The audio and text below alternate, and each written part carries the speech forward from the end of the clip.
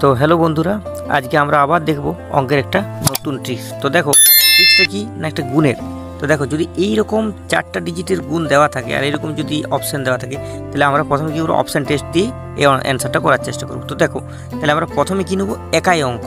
তাহলে দেখো একাই অঙ্ক এটার কত, এটার একাই অঙ্ক হচ্ছে 8, আর এটার একাই অঙ্ক কত 2। তাহলে 8 আর 2 যদি গুণ করি, তাহলে 8 × 2 যদি করি তাহলে কত হয় 16। তাহলে একাই অঙ্ক কত আসছে 6।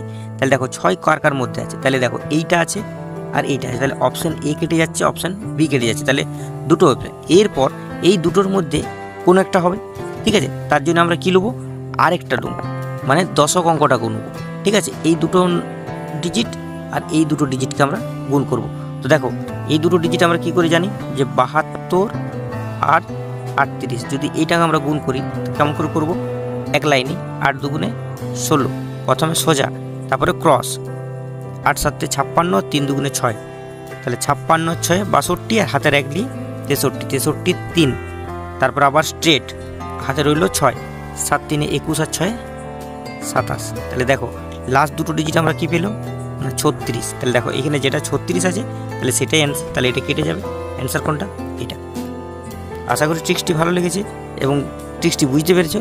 যদি ট্রিক্সটি বুঝতে পেরেছো তাহলে এটা করে কমেন্ট বক্সে অ্যান্সারটা জানিও। Thank you.